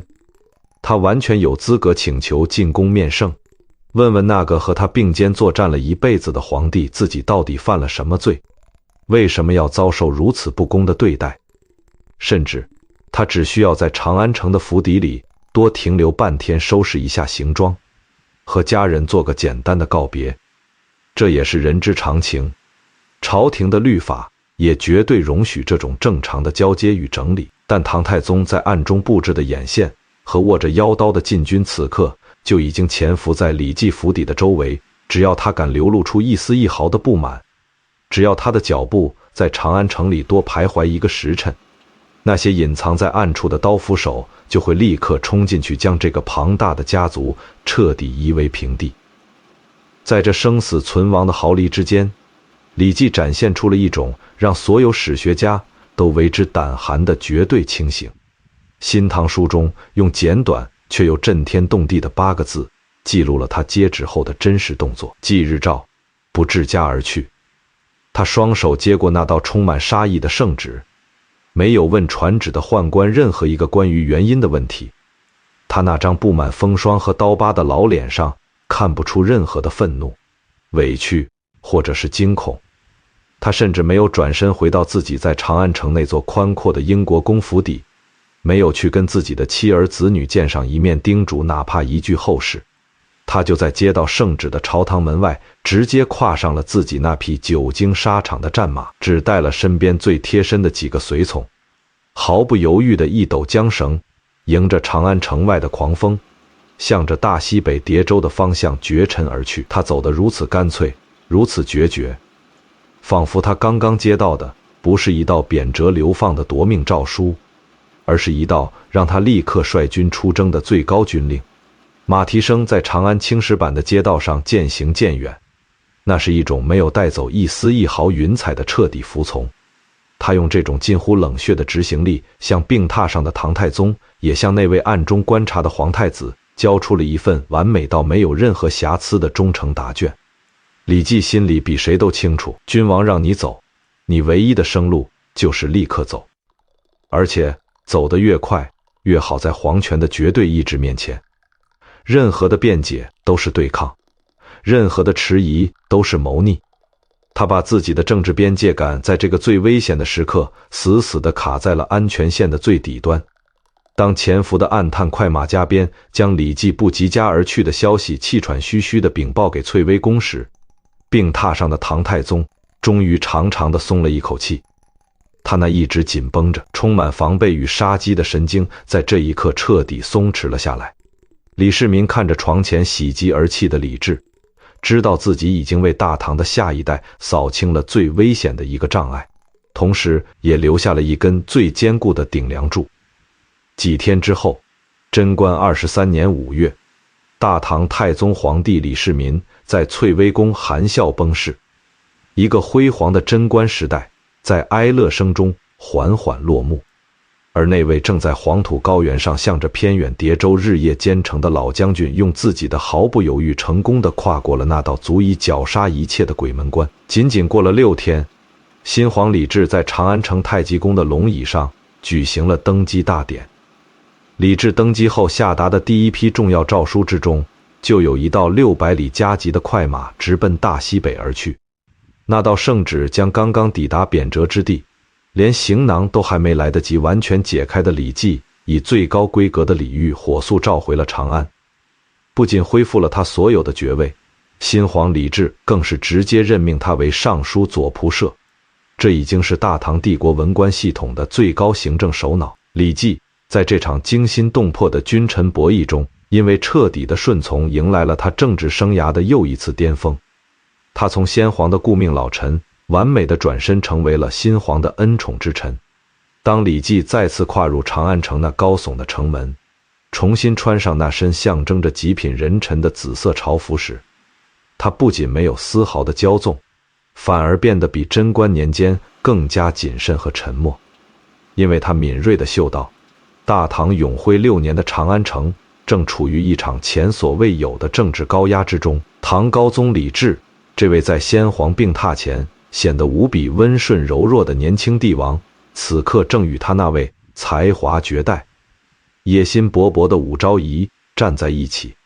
向大唐帝国最坚固、最庞大的政治堡垒发起一场决死的冲锋。这道堡垒便是由关陇勋贵和顾命老臣组成的庞大利益集团，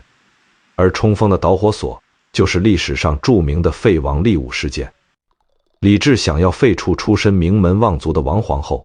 改立武则天为大唐的新国母。这表面上看起来似乎只是皇帝后宫里争风吃醋的寻常戏码，但在唐初讲究门阀政治的朝堂上，这却是一场关乎皇权与相权谁主臣服的生死较量。以太尉长孙无忌、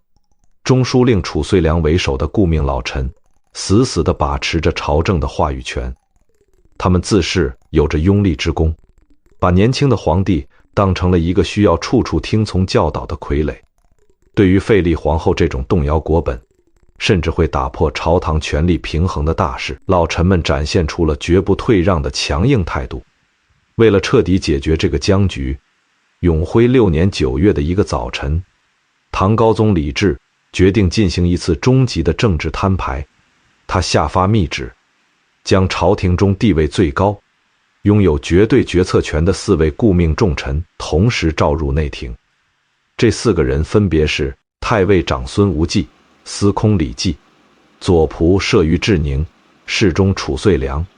当这道密旨分别送到这4位大唐国柱的手中时，长安城里的空气仿佛都在瞬间凝固了。所有人都知道，这次内廷会议将决定大唐未来的政治走向，甚至决定许多家族的生死存亡。褚遂良在进宫前甚至对同僚决绝地说：“皇帝召见我们，必定是为了废后之事。我既然蒙受先帝顾托，今天就算拼了这条命，也要死谏到底。”长孙无忌也做好了与皇帝全面对抗的准备，但就在这个剑拔弩张，所有人都准备在太极宫里进行殊死搏斗的时刻，那位手握帝国最高军权、历经3朝风雨的司空李绩，却做出了一个让所有人都意想不到的举动。《资治通鉴》中记载，当另外3位重臣在宫门外会合，准备昂首挺胸走进太极宫时，李绩却没有出现。他派人传信说自己突然染上了重病，无法起身，直接向皇帝请了病假。在这场足以掀翻大唐朝堂的政治大决战面前，李绩竟然选择了称病不到。这是一种高明的政治避嫌，他太清楚关陇贵族集团的傲慢，也太了解年轻皇帝内心的愤怒与不甘。在这2股庞大的力量即将发生正面相撞的时候，无论站在哪一边，都会被撞得粉身碎骨。所以他果断地退出了这个修罗场，连一句话、一个眼神的表态都不给。而那天在太极宫内的交锋惨烈程度，完全印证了李绩的预判。当唐高宗李治刚刚提出想要废黜王皇后的念头时，褚遂良便如同爆发的火山一般挺身而出，声色俱厉地列举先帝的遗诏，历述王皇后的无过，甚至指责武则天曾经侍奉过先帝有违伦理。说到激动处，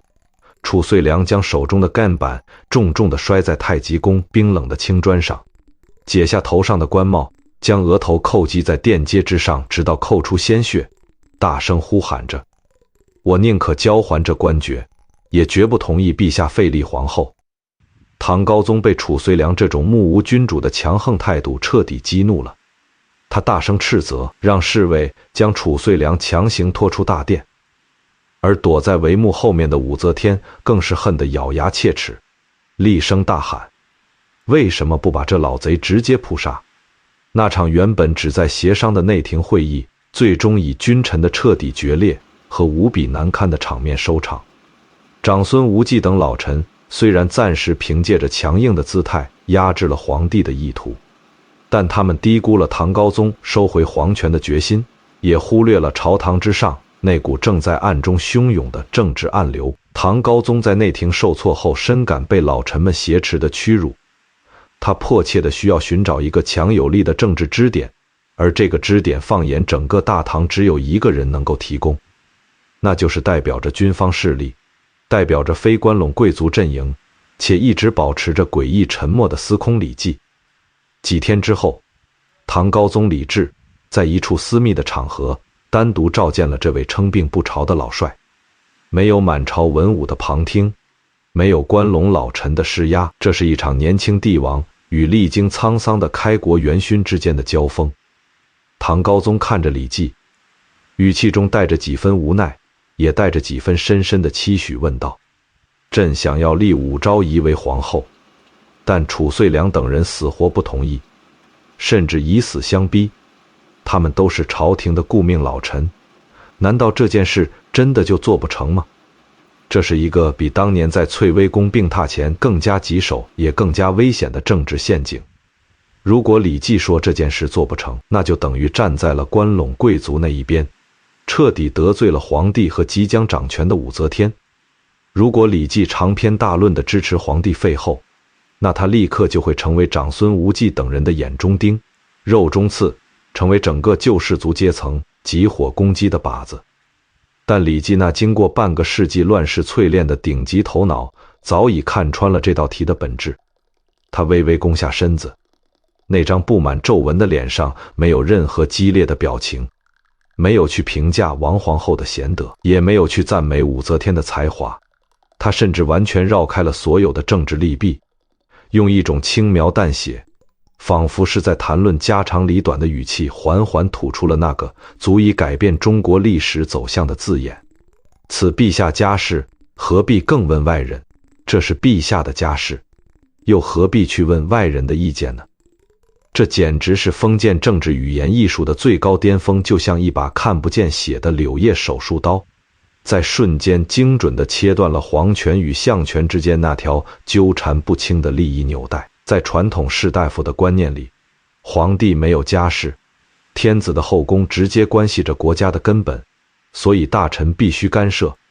但李绩却用这几个字，将这件动摇国本的政治大事直接降维打击成了皇帝娶妻生子的私人事务。既然是家事，那么皇帝想娶谁就娶谁。那些拼死阻拦的长孙无忌、褚遂良不仅越界了，而且纯粹是多管闲事。李绩用一种巧妙的方式，在保全自己不卷入任何实质性争论的前提下，给了唐高宗李治最渴望也是最强有力的那一剂理论支撑。唐高宗听完犹如醍醐灌顶，心中那最后一丝对顾命老臣的顾忌与恐惧瞬间烟消云散。有了李绩这位军方第一人的默许与支持，唐高宗的底气彻底硬了起来。不久之后，唐高宗正式下发诏书废除王皇后，立武则天为大唐皇后。伴随着新皇后的登基，大唐朝堂上掀起了一场前所未有惨烈的政治大清洗。那个曾经不可一世、把持朝政10几年的关陇贵族集团迎来了毁灭性的末日。褚遂良被一贬再贬，最终死在了偏远的爱州。大唐开国第一功臣太尉长孙无忌被武则天的心腹诬陷谋反，不仅被削职流放，最终在黔州被逼上吊自杀，家族子弟流放岭南。那个当年在太极宫里呼风唤雨，甚至敢跟皇帝拍桌子的庞大利益集团，被武则天用铁血手腕连根拔起，杀得人头滚滚。而在这场让无数名门望族灰飞烟灭的政治绞肉机里，那位轻飘飘说出此陛下家事的李绩，不仅毫发无伤，反而迎来了他政治地位的又一次飞跃。唐高宗李治为了感谢他在关键时刻的暗中助力，对他加官进爵，极尽荣宠。武则天更是对他怀有深深的感激。在后来的岁月里，无论朝堂如何变幻，武则天始终对这位老帅保持着极高的敬意。李绩用极度的克制和对政治边界的精准把控，在这场血雨腥风中完美地保全了自己和整个家族。他没有去充当皇帝对付老臣的利刃，也没有去充当老臣对抗皇权的炮灰，他始终站在那条被称为绝对忠诚的底线上，只做皇帝的臣子，绝不掺和皇室的家事。这种清醒到了极点的生存哲学，让他在这座如同原始森林般残酷的长安城里安然度过了一个又一个充满杀机的夜晚。但历史留给这位老帅的剧本，并没有在朝堂的狗血争斗中画上句号。当朝堂上的血腥味渐渐被岁月风干，大唐帝国的目光再次投向了遥远的东方。一座盘踞了700多年的庞大政权，正有如一头满身尖甲的远古巨兽，冷冷地与中原王朝对峙着。这头巨兽的名字叫做高句丽。在过去的半个多世纪里，这3个字就是笼罩在所有中原帝王心头最深重的一场梦魇。大隋王朝的100万大军曾3次折戟于此。隋炀帝因为强征辽东而耗尽了国力，最终身死国灭。甚至连那位战无不胜、被尊为天可汗的唐太宗李世民，也曾御驾亲征。却在安市城下遭遇了前所未有的顽强抵抗，最终在辽东凛冽的早冬寒风中被迫带着遗憾撤军。高句丽就像是一根钉在帝国东部版图上的淬毒钢钉，谁去碰它，谁就要流出淋漓的鲜血。但历史的转机在总章元年终于悄然降临。高句丽一代枭雄渊盖苏文病死，他的3个儿子为了争夺权力陷入了惨烈的内战。长子渊南生被2个弟弟赶出都城，走投无路之下，派人向大唐祈求内附。唐高宗李治敏锐地捕捉到了这扇刚刚裂开一条缝隙的帝国大门，但面对这块连父亲都未能啃下的硬骨头，大唐的朝堂上却陷入了短暂的沉默。谁来挂帅？谁有资格又有能力去终结这场延续了3代人的帝国夙愿？唐高宗的目光越过满朝年轻的将领，落在了那位已经年逾古稀、须发如雪的老太尉身上。此时的李绩已经年近80，在古代，这是一个早该在家中含饴弄孙，连走路都需要人搀扶的年纪。如果他以年老体衰为由推辞，全天下没有一个人会责怪他。但他没有推脱，也没有说一句豪言壮语。旧唐书记载，他只是平静地接过了象征辽东道行军大总管的虎符。这位从瓦岗寨的刀光剑影中杀出来的老将又一次穿上了那套已经显得有些沉重的明光铠，在漫天的飞雪中跨上了战马，带着大唐最后的灭国雄心，向着辽东的苦寒之地缓慢却坚定地进发。大唐的军队刚刚渡过辽河，高句丽的守军就感受到了这位老帅与以往中原统帅截然不同的冷酷战法。当年隋炀帝征辽，为了贪图首功，大军不顾后方，直接长途奔袭平壤，结果粮道被断，全军覆没。唐太宗征辽也是为了速战速决，在安市城下顿兵坚城，耗尽了锐气。但李绩这一次展现出了让人感到绝望的稳健与耐性，他根本不急着去打高句丽的国都平壤，而是将大军的第一刀狠狠地劈向了辽东的重镇新城。有部将不解，认为新城防守坚固，不如绕过去直取平壤。李绩坐在军帐中，指着地图，声音沙哑却不容置疑地说：新城是高句丽的西边门户，如果不先拔掉这颗钉子，一旦我们深入敌境，他们从背后切断我们的粮道，大军立刻就会陷入死地。他下令全军猛攻新城，大唐的抛石机和攻城锤日夜不停地轰击着城墙。在高强度的军事压迫下，新城城内的守军发生了内讧，大将师傅筹绑着城主打开城门投降。新城一破，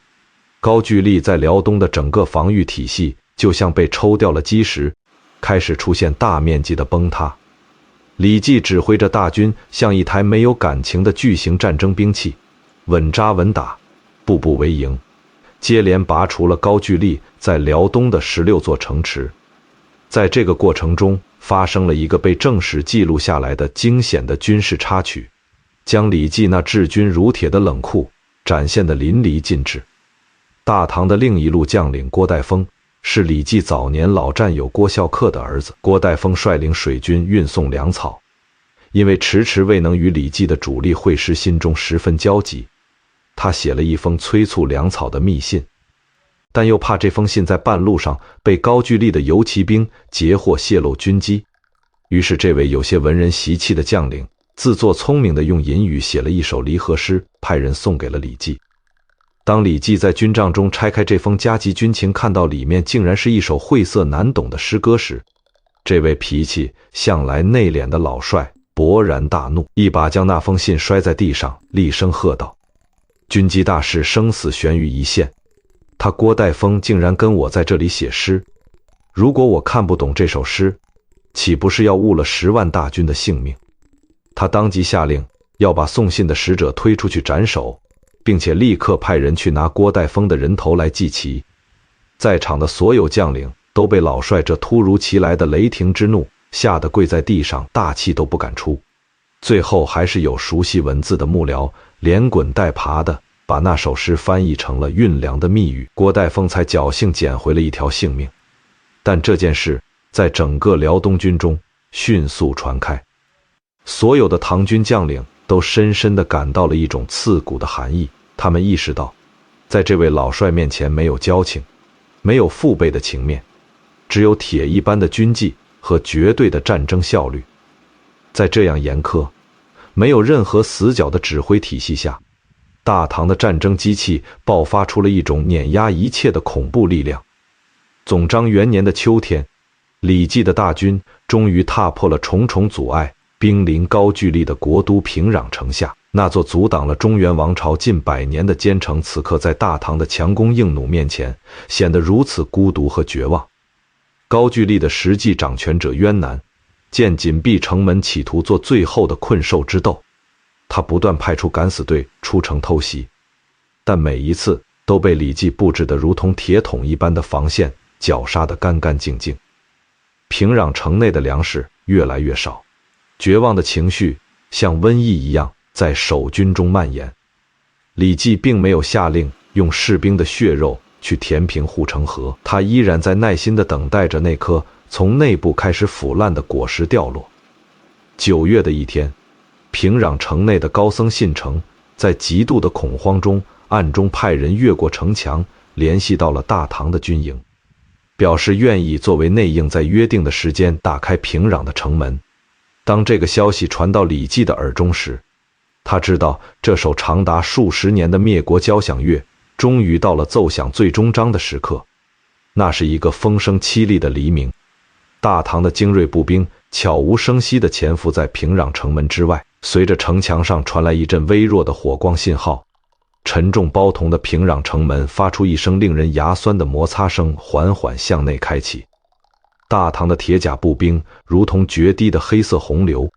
带着压抑了100年的愤怒与渴望，轰然冲入了这座高句丽的最后堡垒。城内瞬间火光冲天，喊杀声震动着辽东冰冷的土地。渊南渐渐大势已去，绝望地挥刀自尽。虽然没有死成，但最终被唐军生擒活捉。高句丽的国王高臧带着满朝文武，双手捧着国书，战战兢兢地走出王宫，向大唐的旗帜跪地投降。至此，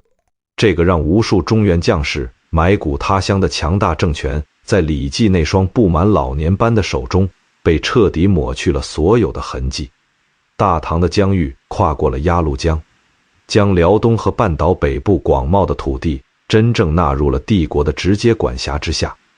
站在平壤那布满硝烟的城头，李继迎着从渤海湾吹来的咸腥海风，深深地吸了一口气。他的目光越过了那些欢呼雀跃的大唐士兵，越过了满目疮痍的城池。那一刻，他完成了大隋和大唐几代帝王的夙愿。他的赫赫武功已经到了真正的封无可封，赏无可赏的地步。老帅转过身，将那把沾满高句丽鲜血的佩剑缓缓插回了古朴的剑鞘。他觉得有些累了，那是一种燃烧尽了生命最后一丝余烬的极度疲惫。高句丽的战火已经彻底熄灭，而他自己的生命时钟也伴随着平壤城头的落日走到了最后的倒计时。大军开始拔营，押解着数以万计的战俘，浩浩荡荡地踏上了返回中原的道路。漫长的征途与极度的苦寒像一把看不见的钝刀，一点点刮去了他身上最后的一丝精力。当李继那辆有些颠簸的马车终于在总章2年的深秋驶入长安城巍峨的明德门时，迎接他的是大唐帝国最为狂热的欢呼，以及唐高宗李治那毫无保留的极度尊崇。但这位历经了隋末战火、玄武门之变以及无数次朝堂绞肉机清洗的大唐战神，却再也无法穿上那件象征着极品人臣的紫色朝服，去太极宫的朝堂上接受百官的朝拜了。他病倒了，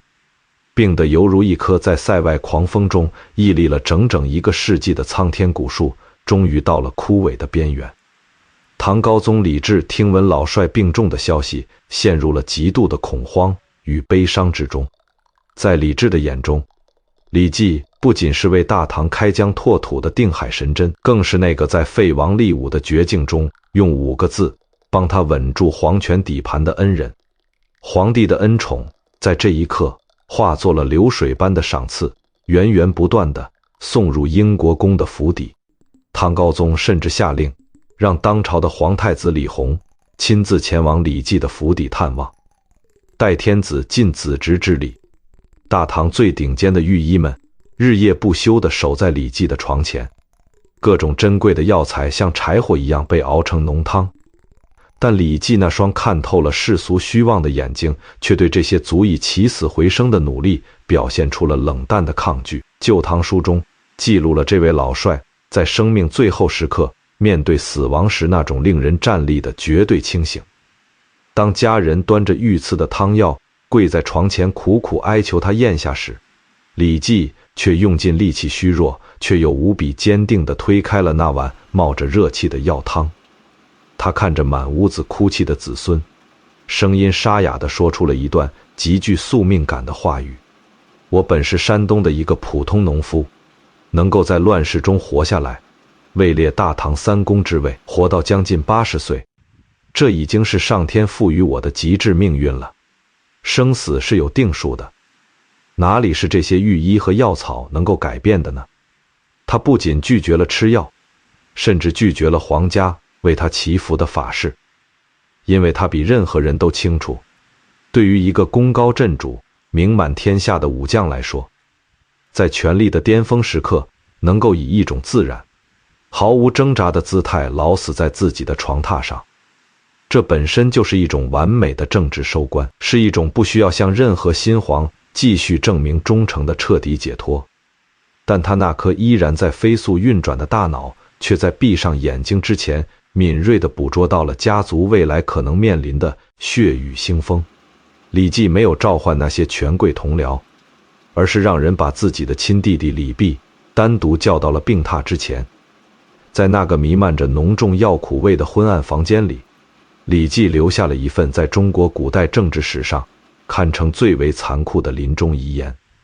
他死死地盯着弟弟李泌的眼睛，用一种近乎冷酷的理智剖析了那些与他同时代的开国元勋的悲惨下场。他喘息着说道：你看看房玄龄和杜如晦，他们都是先皇最倚重的心腹，立下了盖世奇功。可是他们死后，他们的儿子房遗爱、杜和却因为居功自傲，不知敬畏，最终卷入了谋反的案子。不仅自己被当街斩首，连带着整个家族都被屠杀殆尽，100年的荣耀毁于一旦。李继的这番话没有半句虚言，全都是大唐初年刚刚发生过血淋淋的历史事实。他紧紧抓住弟弟的手，下达了最后一道也是最绝情的一道家族禁令：我死之后，这个庞大的家族就交给你来掌管了。你要给我死死地盯着这些子孙后代，如果发现有谁结交那些心术不正的人，如果发现有谁恃宠而骄，想要去干预朝廷的争斗，你不要去上报朝廷，你直接在家里把他们给我活活打死，绝对不能因为1、2个蠢货而连累我们李家惨遭灭门之祸。在这段冰冷的遗言中，有一处微小的历史细节，将李继那恐怖的食人眼光展现到了极致。他在交代这番话的时候，目光曾越过重重的人群，复杂地看了一眼自己的长孙李敬业。李敬业自幼弓马娴熟，勇猛过人，在长安城的勋贵子弟中颇有威名。但李继不仅没有因为这个出色的孙子而感到骄傲，反而曾在私下里发出过一声绝望的叹息。他对身边的人说：这孩子面相桀骜，行事张狂，将来摧毁我整个李家基业的人必定就是他。后来的历史走向完美而又残忍地印证了这位老帅的临终预言。在他死后10几年，正是这位长孙李敬业起兵反叛了已经掌控天下的武则天，最终兵败身死，连累李继的坟墓都被盛怒的武则天挖开，棺木被劈碎，家族几乎遭受了灭顶之灾。李继的悲剧在于，他能用极度的克制管住自己一辈子的欲望，却无法将这种违背人性的边界感遗传给那些生在富贵乡里的子孙。但他那份临终前的警告，却彻底撕碎了民间演绎里那个摇着羽毛扇、能掐会算的牛鼻子老道面具。徐茂公从来都不会算命，他只是比所有人都更懂人性的贪婪，更懂权力的锋利。他知道，在这个世界上最致命的毒药，往往包裹在最甜美的功名利禄之中。总章2年12月戊申日，那位在瓦岗寨的刀光剑影中崛起，在玄武门的沉默中保全，在漠北的风雪中封神，在辽东的硝烟中谢幕的老将军，终于在长安城那座安静的府邸里永远地停止了呼吸。消息传出，整座长安城陷入了巨大的悲痛之中。唐高宗李治听闻噩耗罢朝7日，站在太极宫的高台上，朝着英国公府的方向放声大哭。李治下达了那道震古烁今的安葬诏书。为了表彰李绩一生击败突厥、薛延陀和高句丽的旷世军功，他命令工匠在昭陵的陪葬墓区将李绩的坟冢特意修筑成了阴山、铁山和玉都君山的形状。出殡的那一天，皇帝亲自登上未央宫的旧城楼，望着那浩浩荡荡的送葬队伍，悲戚不已。大唐的万里江山用这种壮阔而又哀伤的方式送别了这位为帝国铸就了无敌边防的最后一位开国战神。当黄土最终掩盖了昭陵前那座独特的山形坟冢，我们这趟穿越了半个世纪大唐风云的历史旅程，也终于到了该停下脚步的时刻。回望李绩这一生，他拿到的是一张写满了原罪与死局的降将底牌，但他却硬生生的在无数个必死的绝境中走出了一条属于自己的阳光大道。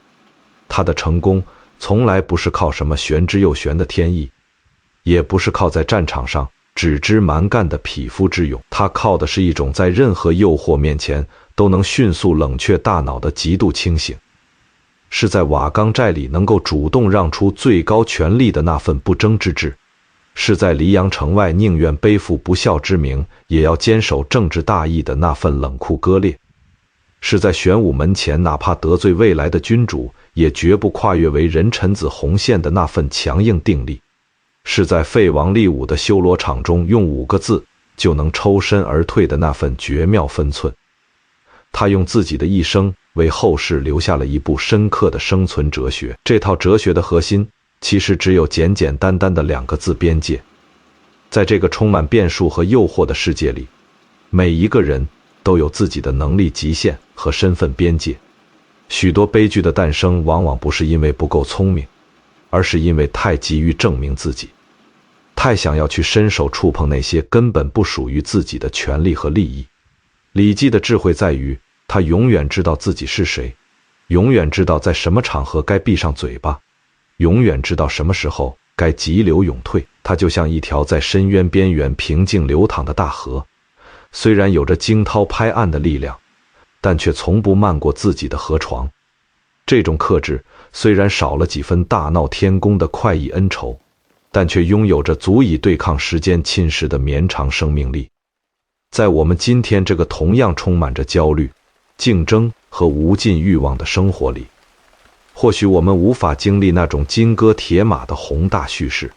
但也同样会面临无数次需要抉择的十字路口。当你感到被周围的压力裹挟着想要去争夺一些虚无缥缈的东西时，当你因为想要讨好所有人而感到精疲力竭、失去自我的时候，不妨想一想那位在1300多年前面对皇权斗争时依然能够坚定地说出一个词字的倔强老将，守住你内心的那条边界，拒绝那些消耗你能量的无效纷争，接受自己的平凡，并且在自己的那个生态位里默默地把事情做到极致。这或许才是普通人在面对生活这场漫长战役时最稳妥也最体面的生存之道。夜色已经很深了，窗外的风声也渐渐平息，那些关于大唐盛世的刀光剑影、权谋算计都已经凝固在了冰冷的史书之中。感谢你在这个安静的夜晚陪我一起走完了这位大唐终极生存大师的传奇一生。请放下你白天里所有的戒备与防备，卸下那些为了生活而不得不戴上的面具，在这份跨越千年的历史温度中，让自己的心跳慢慢地平缓下来。愿你在今晚的梦中没有那些复杂的利益纠葛，没有那些让人疲惫的人情世故，